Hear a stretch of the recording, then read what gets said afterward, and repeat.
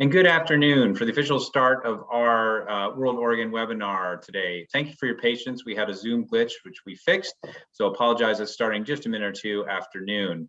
We are thrilled today to be having Peter Kornbluh speak on the US and Cuba 60 years after the Bay of Pigs, and we'll give him a proper introduction in just a minute.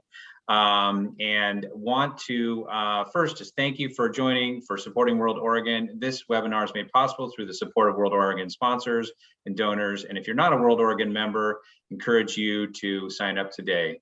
Also welcome in, we have some of our colleagues from around the US through the World Affairs Councils of America zooming in, and welcome you and encourage you to support your council in your local area. A reminder, as a Zoom webinar, everyone's video and audio is off except for our speakers. You can enter questions in the Q&A function of Zoom, and we'll be posting in the chat relevant links of interest.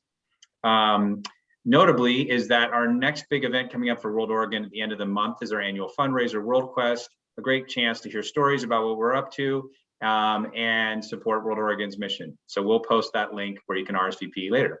And now to the main show. We're really thrilled to have Peter joining us today. And I have a special guest, John DiLorenzo, who will be making a personal intro as well, because he's had a chance to travel with Peter. So Peter has worked for the world-renowned National Security Archive since 1986 and directs the archive's Cuba and Chile documentation projects. Take a look at our website, and we can post it here in the chat as well. It's incredible the work that this organization does. He was the co-director of the Iran-Contra documentation project and also the archives project on US policy towards Nicaragua. In the past, he's taught at Columbia University as an adjunct professor of international and public affairs. His most recent book is Back Channel to Cuba, The Hidden History of Negotiations Between Washington and Havana. He's done a number of other articles in top papers and magazines, New York Review of Books, Foreign Policy, New York Times, and many others, as well as many TV appearances. And that is his official bio. And I'd love to ask our colleague and friend, John DiLorenzo with Davis Wright Tremaine, who's been active in many of World Oregon programs, to say just a personal reflection as he has had a chance to travel with Peter. And we thought it'd be fun to share this with the audience. Well, thank you, Derek, and good afternoon, everyone. My wife, Leanne, who has been a member of World Oregon for years and years and years, so many I can't recount, and our son, Johnny, who was in middle school at the time, is now in high school at Catlin Gable, had a wonderful opportunity to travel with Peter to Havana. And several years ago, and I want you to know this is not any trip. These trips that Peter hosts are run by Nation magazine. There's of course plenty of sightseeing, and there's plenty of fun, especially when your stop at a cocktail lounge includes the mixer and an entire bottle of rum, and you're told that you can put as much in as you'd like. But other than that, the content is fantastic. Peter's trips have an array of incredible speakers, about as close to the government as you can get, ambassadors. I recall two in particular. We went to the University of Havana Medical School, and Peter arranged for the head of the medical school to speak to everyone about the challenges of having more doctors than they needed and how they were utilizing export of their medical doctors as part of their foreign policy. I also recall in particular that Peter arranged for the head of the economics department at the University of Havana to give a speech, and gave me an opportunity to pose a question. And I specifically recall my question. It was, I've done some research and cannot find a paper which predicts what a post-embargo Cuba will look like from an economic perspective. Am I missing anything? And the head of the economics school said, no, you're not missing anyone or anything. There is no such paper for two reasons. He said, first, which was chilling to me, the government has not given us permission to write such a paper. But second, no one thinks that will ever happen. I think that will happen. I think there will be a post-embargo Cuba. Peter has made me very confident of that. He is a wonderful friend, an excellent tour guide, and he is also great at follow-up. Peter, I want to thank you for the interview that you gave to my boy, Johnny, for his paper at Catlin Gable School, and I want you to know he got an A. Excellent. So with that, I'd like to introduce or present Peter, who really needs no introduction. Well, I deeply appreciate that. It's so great to be with the World Affairs Council of Oregon. I want to thank Derek and Tim and especially Leanne and John and Johnny for arranging all of this. We had a great trip, as John just said. I've had the privilege of going to Cuba with many people over the last 20 years. I've had the delightful experience of taking the NPR Car Talk production team down with Ray Magliosi to Havana to see the old cars. I've gone to Cuba with Steven Soderbergh and Benicio del Toro during the work they were doing on their film on Che Guevara. I was there with Kevin Costner when he brought his film 13 Days to show to Fidel Castro. But with all the people I've gone with, John and Leanne have been the most interesting and the most interested of travelers. And I'm delighted that they've come back to their Oregon community and continue to follow up and sustain an interest in Cuba and US policy towards Cuba, particularly because I hope that more of you want to go and see for yourself. And there's another nation trip in November, if you want to sign up for it. But let me just say that some 20 years ago, for the 40th anniversary of the Bay of Pigs invasion, I did have the opportunity to go to Cuba with some very notable and interesting people. In fact, almost the entire surviving Kennedy White House team that was involved in the Bay of Pigs debacle. Arthur Schlesinger, Richard Goodwin, Ted Sorenson, some of the CIA people that were involved, and even members of the CIA exile brigade that landed in Cuba 60 years ago tonight to take back the island, overthrow Castro, and move Cuba back into the US orbit. And that was an incredibly interesting experience. We spent 3 days in a conference room with Fidel Castro and his commanders from the Bay of Pigs discussing this history. We brought about 50 reporters with us. They filed story after story. It was an electric moment to discuss an incredible episode that still resonates in US-Cuban relations. And I got to know Schlesinger. We should put up the photograph of Arthur Schlesinger on the beach at the Bay of Pigs. There he is. There are some photographs of me and him on that beach, but we took him to that beach. He'd never been there before, and it was a symbol of revisiting the past in a very, very different context. Let me just say, I spent 5 years organizing this 3-day conference, and I did it for 2 reasons. I did it in my capacity as director of the Cuba Project at the National Security Archive in Washington, which is an NGO that focuses on getting history declassified and getting it into the public debate over US foreign policy. But I really wanted to see this conference happen for 2 reasons. One is that it was important, finally, after 40 years, to obtain Cuba's side of the story. You know the old saying that history is always told by the victors. In the case of the Bay of Pigs, you had a situation where history was told by the losers. A lot of the history came out in the United States. It seemed to be focused on finger pointing between the Kennedy White House and the CIA as to who was to blame for what Theodore Draper, the famous analyst, called the perfect failure at the Bay of Pigs. It was written in memoirs from the Kennedy White House, and CIA memoirs, and internal histories at the CIA, the State Department, in movies, etc. But we really never had Cuba's side. And of course, Castro's forces actually defeated the CIA-led contingent brigade 2506 within 72 hours. Almost in the first hours of the battle, Cuban planes sunk the supply ship, the ammunition ship, the ship carrying all the equipment. So we wanted to explore Cuba's side. And what we did is we brought declassified documents, and you can put up that document you just had there, Tim, such as this one that's coming up on the screen.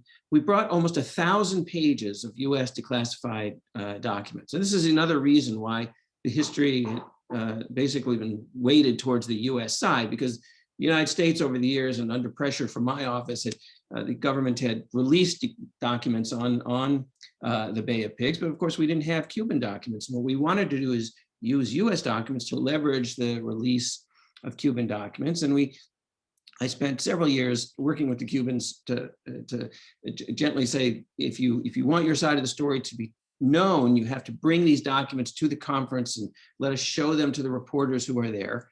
And they did. They brought quite a few interesting documents, including their early intelligence reports on the planning and the preparations for the attack that was going on in Central America, that their own spies and intelligence assets brought to them. We really understood what they knew, when they knew it, what they did with the information they had obtained about the invasion. Of course, they used it to assure that the invasion was not a surprise, that the force could not gain a beachhead at the Bay of Pigs, and that it was quickly defeated. So that was the first reason. But there was a second reason that I think was even more important to me, as somebody who's been working for years and years and years on trying to bring the United States and Cuba together and push US policy in a somewhat more sane direction than it's been for most of these past 6 decades. And that was to use history to make history, to use the discussion of the most acrimonious act of aggression that the United States had committed against Cuba in all these years, to create a new context, to bring the closest of enemies together and have them talk to each other. And the symbolism of the civil discussion over the history would hopefully resonate back to the Miami community and to the Washington policy circles in a way that would help kind of break the logjam that we faced 20 years ago in 2001 on policy towards Cuba, and that happened. The 5 members of the CIA brigade, the Cuban Americans, they faced death threats in coming to Cuba to meet with their counterparts on the other side, but they came anyway. One of them, Alfredo Duran, was responsible for the most poignant, powerful moment of the conference. He stood up and started telling his side of the story at a big map. Fidel Castro was there, and he basically told a story of how he, as a young 21-year-old soldier, had Fidel Castro in his gun sights on the beach at the Bay of Pigs, and was considering actually shooting him when he saw that behind Fidel there was a Cuban soldier, one of Fidel's soldiers, pointing his rifle at him, at Alfredo. And that obviously if he shot Castro, this guy was going to shoot him back. And he lowered his gun, the other guy lowered his gun. And then Fidel at the conference up and says, well, wait, that captain is right here. And he introduces him, and the Cuban soldier from 40 years before comes over, shakes Alfredo Duran's hand. Everybody in the conference room stands up and applauds, and people are crying. And it's hard to describe how poignant and meaningful and symbolic, I think, it was. And it's a story that Alfredo Duran has told ever since, over these last 20 years, this kind of symbolic reunion between the two sides at that conference that I think really fulfilled what I had wanted to come out of this extraordinary historical meeting. Now, why did we choose to revisit the Bay of Pigs? It is an iconic symbol in US policy towards Cuba. It was a historic moment that changed a lot of things. For one thing, Castro's victory at the Bay of Pigs helped the revolution consolidate. The mere fact that the United States, the imperialists, as Castro called them, the Yankees, had chosen to militarily invade Cuba, whipped up a nationalist fervor and a nationalist pride among Cubans who backed the revolution. And there's this extraordinary moment 6 months after the Bay of Pigs invasion, where Kennedy's top aide on Latin America, Richard Goodwin, meets secretly with Che Guevara, an informal meeting in August of 1961 in Montevideo, Uruguay, during an economic summit. And the first thing that Guevara says to him is, thank you. Thank you for the Bay of Pigs. You allowed us to consolidate the revolution and transform ourselves from an aggrieved little country into an equal. Goodwin liked to tell the story. He told it at the conference again to Fidel's face. He responded, well, you're welcome. Now, maybe you could repay the favor by attacking Guantanamo base and giving us a reason to actually really invade you. So it was an important turning point for the very young revolution. It exposed all the counter-revolutionaries on the island.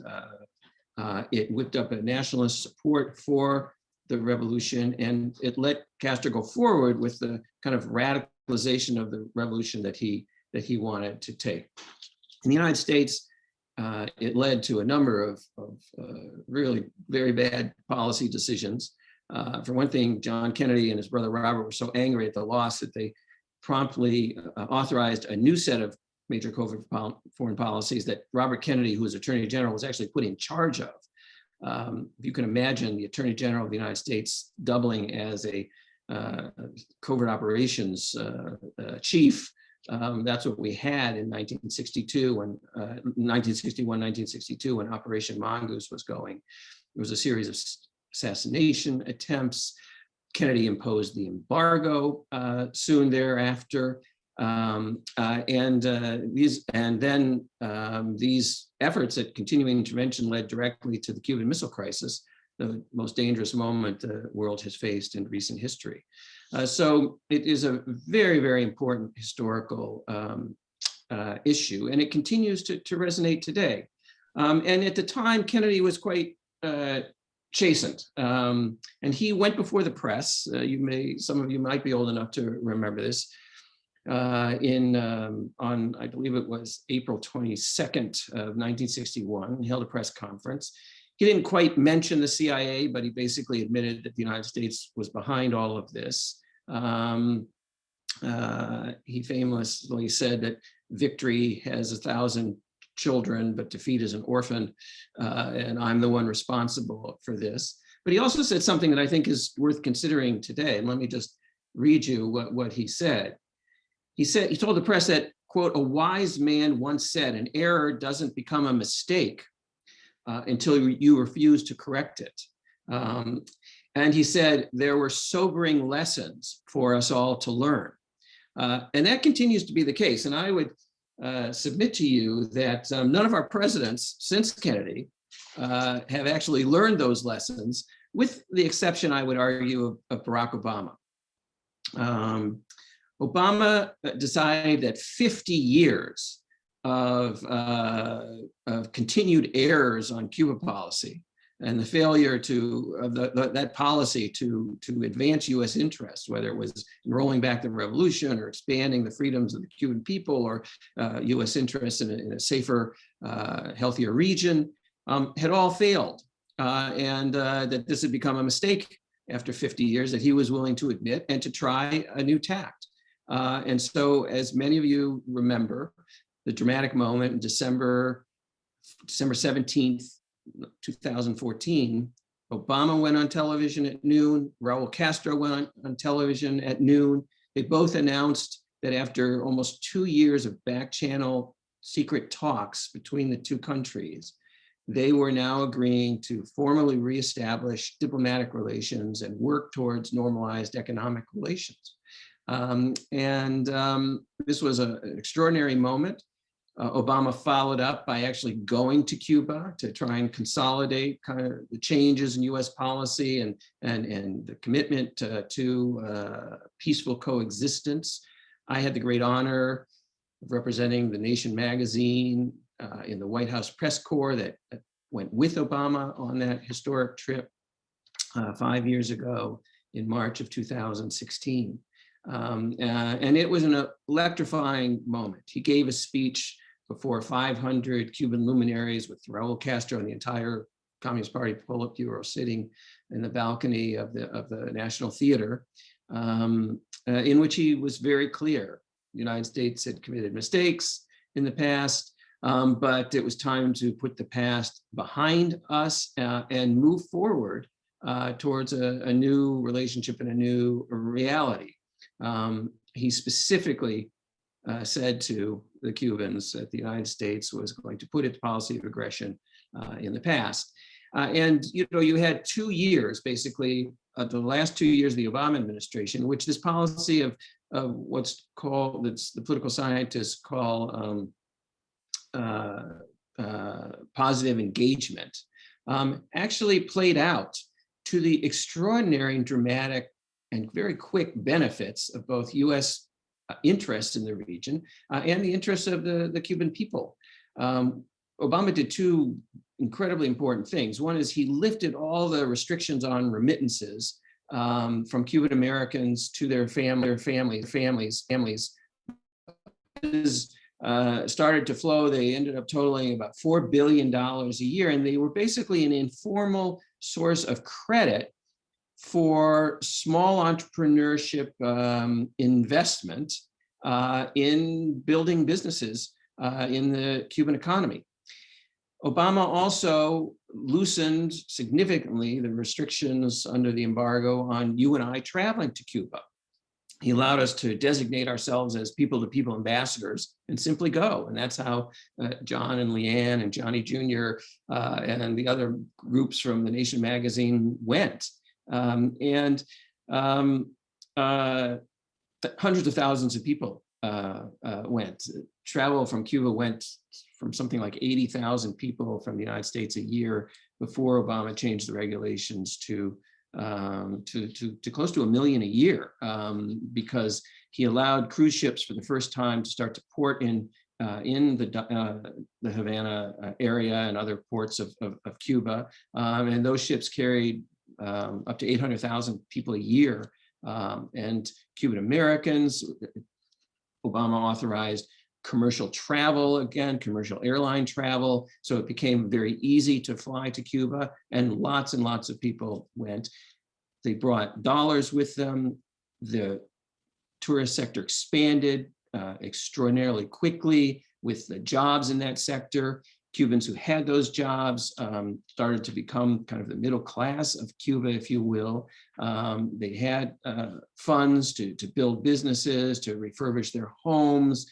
Airbnb was authorized to go into Cuba, and it became their most quickly expanding business on the entire face of the earth, frankly. So from a point of view of US interests in helping the Cuban people become independent of the state, in fostering the private sector in Cuba, and in allowing people like you and me to have our rights to freely travel, see for ourselves, as well as advancing US interests in counter-narcotics collaboration and counterterrorism collaboration and in organized migration between Cuba and the United States. It was a smashing success for all of 2 years. And then, even though it seems like a long time ago now, it wasn't that long ago, frankly, that Donald Trump came in. He had campaigned on in 2016 and again in 2020 to cancel, as he put it, the contract, the accord that Obama had made with President Raul Castro. He called it a sellout, and progressively over time he did cancel it. And as the 2020 election grew near and he wanted to pander to the Cuban American vote in Florida, he escalated these sanctions almost weekly during the campaign. And he basically demolished and dismantled the entire positive engagement that policy that Obama had put together. Where are we today? We have a new president. He and his team, he and his national security team, Biden and his national security team, made up of Jake Sullivan, who's his national security advisor, Anthony Blinken, his Secretary of State, some other former Obama officials scattered through the Pentagon and State Department and elsewhere. They all were part of Obama's policy. Biden was one of the few people that knew about the secret talks with Cuba. Jake Sullivan, who's now a national security advisor, was first chief of staff to Hillary Clinton when she was Secretary of State, and pushing for Obama to change relations with Cuba. But then he was also on Biden's vice presidential staff as national security advisor to the vice president and knew about the wisdom of this policy. We all expected, because Biden had promised during the campaign to reset US policy back to where it was, that he would understand the urgency of this, particularly as Cuba tries to recover from the pandemic crisis. And not only that, but the right versus wrong of this, and move the policy back. And that hasn't happened. 3 months have gone by since the inauguration. Cuba is still on the terrorism list where then Secretary of State Pompeo put it just before he left office, with his eyes on the 2024 election and primary Cuban American voters in Florida. Cuba is still under travel restrictions from the United States that Trump imposed. Trump created what he called prohibition lists for you and I to travel to Cuba.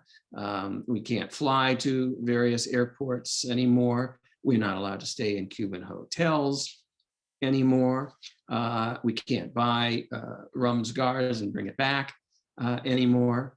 And there's a whole set of places we can't spend our money, buy a drink, because they're on Trump's prohibition list.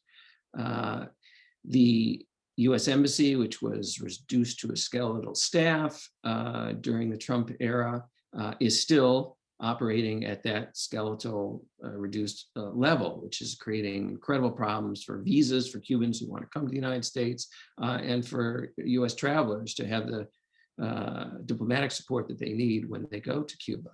So nothing has changed really in the first 3 months. And in fact, just this last week on CNN, the top US official for Latin America on the National Security Council, Juan Gonzalez, signaled that it wasn't going to change anytime soon. He specifically said, and I'll share with you what he said, that Joe Biden is not Barack Obama when it comes to his politics on Cuba. And given what we inherited, he said, from the previous administration, given the disorder we inherited, Cuba might not be where we will invest our initial political capital for the time of this administration. And there you have it. I have to give him credit for being honest and referring to political capital, because that is an honest evaluation of the situation this administration faces. President Biden has bigger fish to fry, frankly, as he looks at the policy agenda and restoring sanity to the insanity that he inherited. One of those issues is the nuclear deal with Iran. And he does not want to antagonize a number of senators, a number of congressmen that he needs support from to work through reestablishing some form of that agreement that President Trump canceled. He has another political problem that's even more significant. He needs all the 50 Democratic votes in the Senate in order to pass his domestic agenda, and particularly these extraordinarily large investment bills, spending bills on infrastructure, on the pandemic, to get the economy going again. One of those votes belongs to a Democratic senator who's very powerful. He's from New Jersey. He's Cuban American. He's chairman of the Senate Foreign Relations Committee, and his name is Robert Menendez. And Robert Menendez has, for years, held Cuba policy hostage to his swing vote on the Democratic side of the aisle in the Senate. And he has made no secret in these previous days that he does not want to see any of the Trump sanctions lifted on Cuba if the administration wants his cooperation. And the administration, of course, needs his cooperation because of the equal split in the Senate. The loss of one vote could be the difference between getting these major bills through or not getting them through. And of course, Menendez is also the chairman of the Foreign Relations Committee, which is a critical committee for how the United States deals with much of the rest of the world, not just Cuba. So there are political realities. The Biden administration, to its credit, at least being honest about them in a somewhat tactful diplomatic language. But in the end, US policy towards Cuba is stuck now in the Trump era. And that is, frankly, in my opinion, disgraceful and in need of change. When that change will come, how soon, et cetera, I can't tell you. I do believe that US officials in the current administration know that it's in US interest to pursue a policy of positive engagement towards Cuba, and would like to do that to advance US interests, as well as to help the independence of the Cuban people, and will do so when they can politically finagle it, if you will. With that continuing hostility in US policy, however, this anniversary that we're on continues to resonate in the debate over what US policy towards Cuba should be. And the past continues to haunt the present, if you will. And let me just end and turn it over to questions right now by reminding all of us of what a historic day this really is. April 16th of 2021 is 60 years after the day that the Bay of Pigs invasion truly began. It will be this evening in a few hours, the actual anniversary of those old rusty freighters carrying the expedition force sailing into the bay under the cover of darkness at what the Cubans call the Bahia de Cochinos, and landing on two different beaches. One, Playa Larga, which is at the end of the bay, and one, Playa Giron, which was closer to the lip of the bay, and being caught almost immediately within minutes of actual landing. Most people are not familiar with the fact that the very first person on the beach was a CIA officer named Grayston Lynch. He went onto the beach to plant a beacon of light so that the rest of the 1,000 men coming off on small boats and wading through the water would not wade the other way into the ocean or into the swamp, but rather toward the light on the beach. And as soon as he lit that beacon, the militia that was stationed on the beach saw it and started firing. So the whole landing was uncovered and almost immediately. So that is one of the things that makes this today a very historic day. As this expedition was arriving, Fidel Castro announced that Cuba was a socialist state. He announced this in an angry speech during the funeral of 11 of his soldiers who'd already been killed in a CIA-orchestrated preliminary airstrike on April 15th in an effort to take out Castro's air force and enable the invaders to kind of secure the beach without any interference from the air.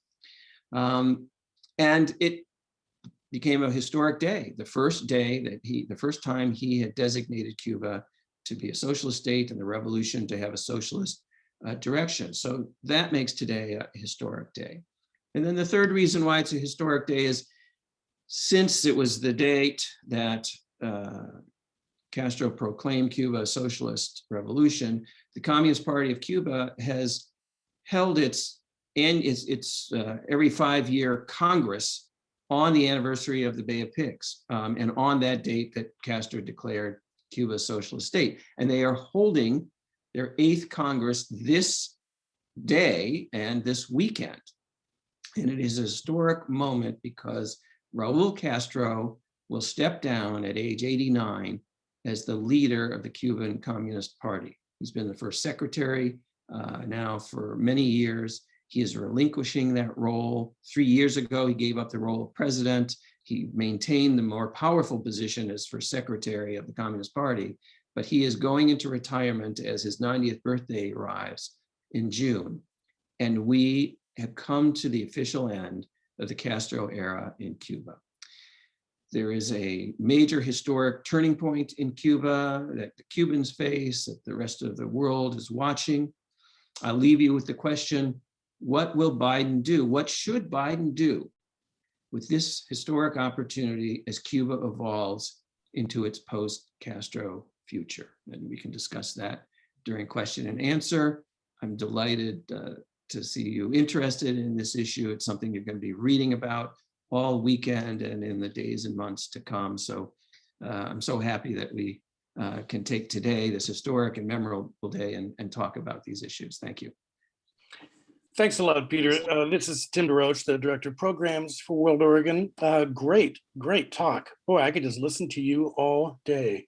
Glad you ended with the question of the Party Congress, because I really wanted to ask you, is this, I mean, certainly it's symbolic, but, and probably psychological in a way for Cuba. Is it, what is as the world looks at Cuba, how are they analyzing and talking about this moment?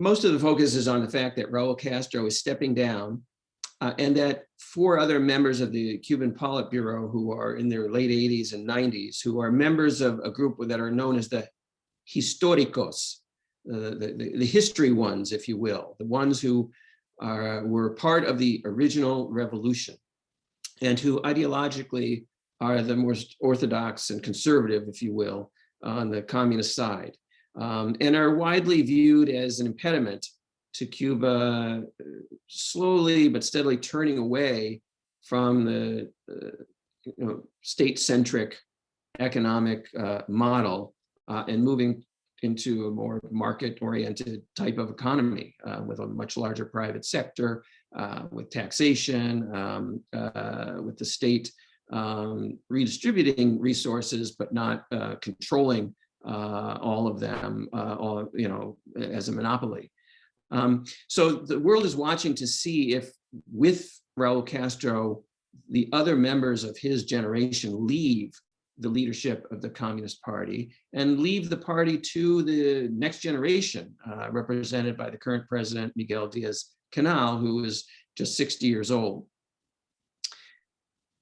Can Cuba turn significantly away and quickly away? There's a lot of pressure in Cuba to do that because the economy is in a dire situation, as is so many economies around the world. Cuba is not unique because the pandemic has literally ruined many economies of small countries. But Cuba also faces these very difficult sanctions left from the Trump administration, which have made it difficult for them to get oil, which has made it difficult for them to import food. It's created transportation problems. The inability to travel back and forth to the United States for Cuban entrepreneurs creates shortages. There's a lot of blockages for Cuba's recovery. And I should not fail to mention the issue of remittances. Trump recapped remittances when he was president, but he did even something worse.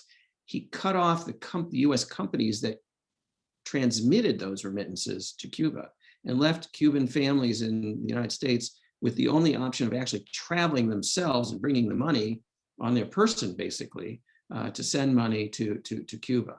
And these funds were a significant source of revenue for many Cuban families and for those families that own family businesses on the island. So there are a lot of problems for the Cuban economy.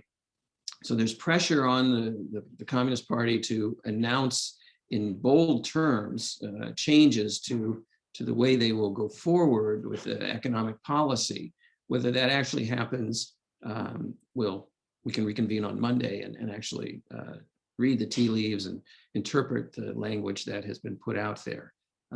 It's something that Raul Castro started more than 10 years ago, and it's taken till now his policy is to get the attention of the party that they need to evolve. So we've got a number of questions coming in. I'm going to start with one. It's from Ambassador Charles Shapiro, who I am happy to have with us today, who's from the World Affairs Council of Atlanta. Great to have you here, Ambassador. And he wonders, how much room does Diaz-Canel have for reform, and does he have any interest in reform? And are there any surprises that you might expect from this party Congress? The party Congress has literally just started a few hours ago. We don't know. I mean, Cuba observers expect, we know that Raul Castro is stepping down. We expect Diaz-Canel to be named first secretary, and consolidating his position in the leadership of both the country and the party. We expect, but nobody is 100% sure, that the 4 other older members of the Politburo will retire along with Raul and be replaced by younger, presumably more modern-minded people. But of course, I think as Ambassador Shapiro knows better than anybody, and observers of Cuba know, you don't get to be high up in the Cuban Communist Party by being a reformer or being a maverick. You get to be high up by being efficient and successful and intelligent, but also somewhat orthodox in the party view of what Cuban society should be. But what people are looking for here is a more modern view of a global world, as opposed to a view that was consolidated and formed during the height of the Cold War and the height of the revolutionary fervor in the 1960s. And there are realities today, of course, that Cuba faces. There is no Russia or Soviet Union, Soviet bloc, although sometimes Putin does offer some significant aid. There is no sugar daddy, as some of the analysts have put it. China's not going to come to Cuba's rescue. Venezuela, which did come to Cuba's rescue, can no longer do that as they have a failing economy, a failed economy themselves. So Cuba has to make its way in the modern world just like every other country. And their degree to which they want to equally distribute resources to their people is going to really depend on what kind of resources they can create. And I think more and more people in Cuba understand that's going to have to come from a private sector. And that's why the Cuban Communist Party and the Cuban government has started to lift the restrictions that there were on the private sector, and hope that it expands to be a key player in the Cuban economy. So as a sort of a volley back, Ambassador Shapiro also wonders, did President Obama overplay his hand by going to Havana personally, rather than changing the policy without personalizing it with his own presence and the photo ops together with Raul Castro? President Obama changed the policy in December of 2014. He then waited all of 2015 as it played through, as the United States implemented parts of the agreement, taking Cuba off the terrorism list, opening the embassy in Havana, reopening the Cuban embassy in Washington, the authorization for certain US companies to begin to operate in Cuba. I think bringing the two countries together, starting to build bridges. I know from interviewing Obama officials who were deeply part of this process, that their effort was literally to build political, social, and economic bridges that couldn't be dismantled by the next president. And they had very little time to do this. And I think that this was the reason for Obama's visit, that he felt the need to kind of push this process forward as fast as he could. He didn't wait until he was a lame duck president at the end of 2016. He went in March of 2016 with a huge entourage of US businessmen and political figures from both parties to basically say, this is something that is viable. This can happen. Let's push this forward in the time that we have remaining. The Cubans themselves, I think, have asked themselves, did we underplay our hand during that time? Because Obama was so successful in attracting the attention, the positive attention of the Cuban people while he was there. He kind of did an end run around Raul Castro and the whole kind of government system and reached out directly to the Cuban people in some very ingenious ways. He actually made 2 appearances on Cuba's most popular TV satire show, starring Panfilo. And if any of you can log on and see those episodes, they are priceless. One of them was taped while Obama was actually in Cuba on that trip and was supposed to air the night that he left. And then the Cuban government was so concerned about his popularity that they didn't air it that night. And instead, Panfilo, the star of the show, put it up on his website, and then the US government put it up on their website. And that's how the Cuban people finally got to see it. It was broadcast during one of the Cuba's talk shows as well, the Mesa Redonda, in which they were discussing and more orthodox people in Cuba were trashing Obama's visit. But he was very, very successful in reaching out to the Cuban people. And so I'd say that Obama did not overplay his hand. He tried to do the best with the hand that he had created and do the best to fortify those bridges. In the end, Trump was determined to destroy them, and they were largely destroyed, most unfortunately. So another longtime Latin American watcher, Pat Rumer, has a question for you.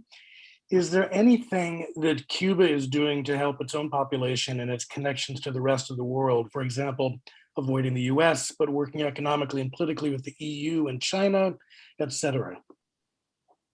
I mean, Cuba doesn't stand still when the United States turns away from it. It has relations with many other countries in the world, and it does the best that it can with all of them.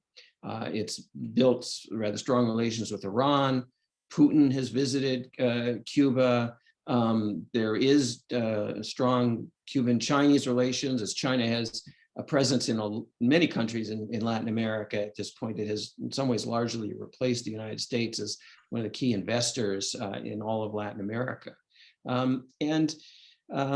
So Cuba is making an effort now, for example, to develop a vaccine for the coronavirus. It has 5 vaccines in trials at this point, 2 or 3 of which seem extremely promising.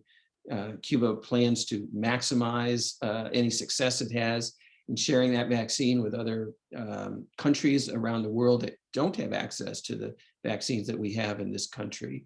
And to, of course, use what we might call medical diplomacy in the process to build stronger relations with those countries.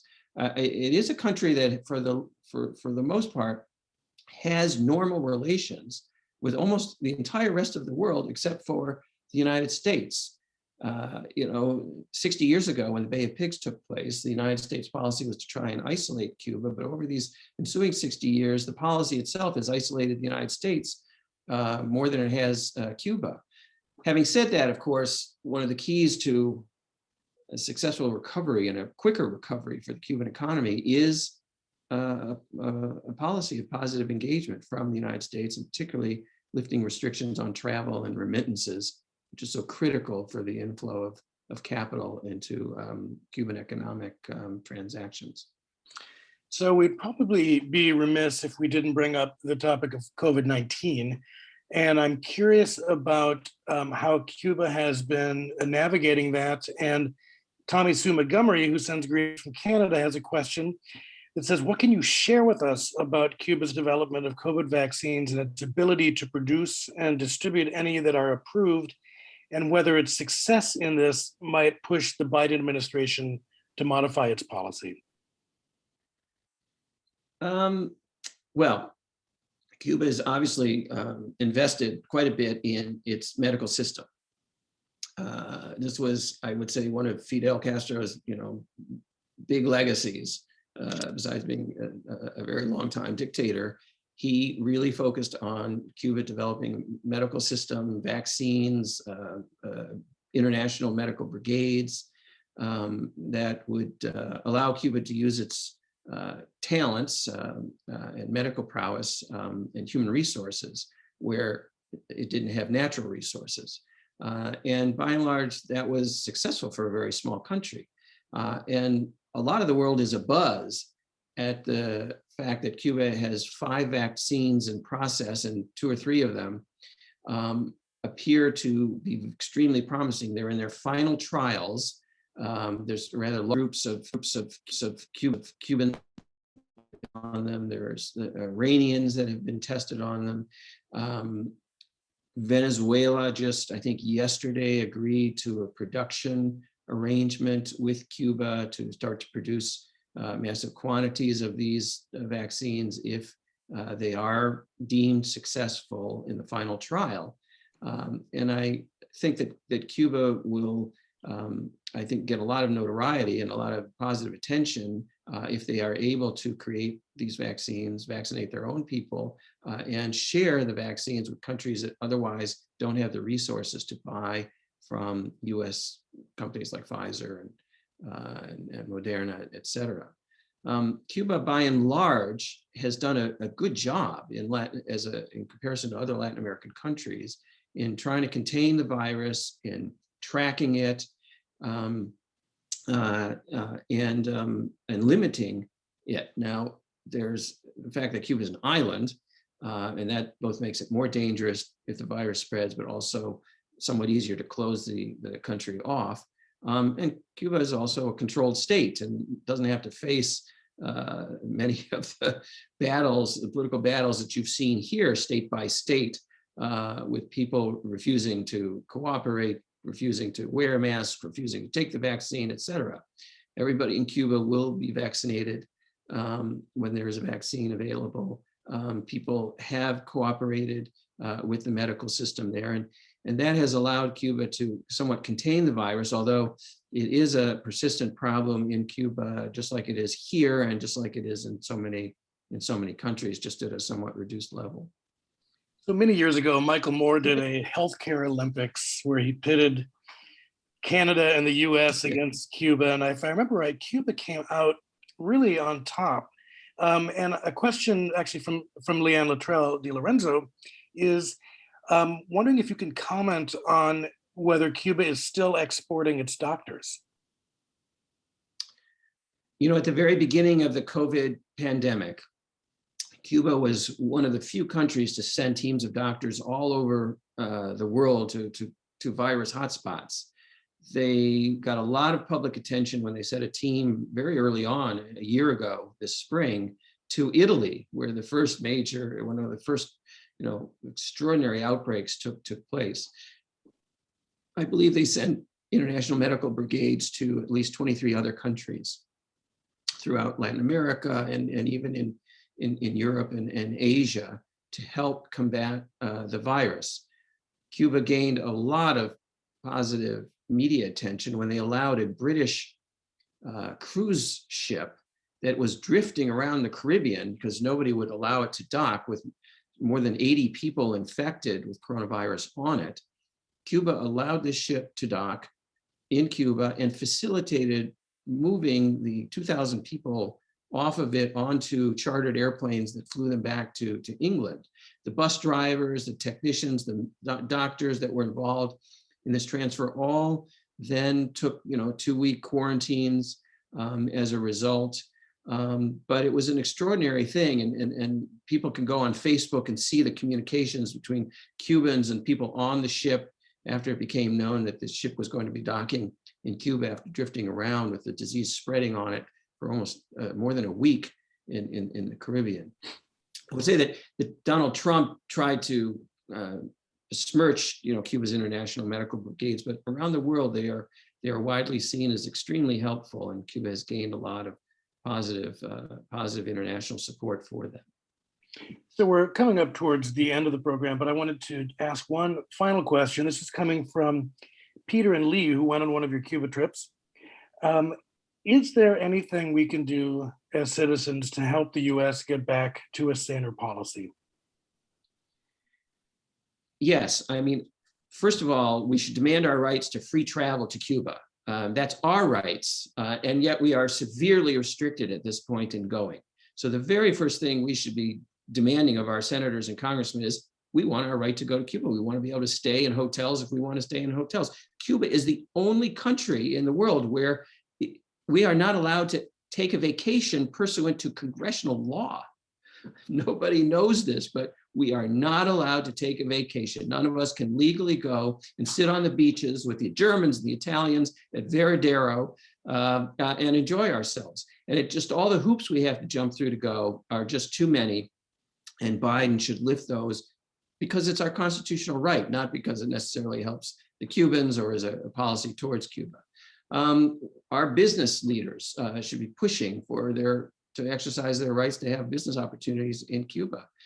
So you can make an issue of this, particularly you can make a humanitarian issue because Cuba is not going to be able to emerge from its dire shortages from the pandemic without engaging with the United States. And we can extol the successes, brief as they were, of Obama's 2 years and remind everybody that this allowed us to go to Cuba, to meet the Cuban people, to help the private sector grow, and that frankly, this is the values that the United States stands for.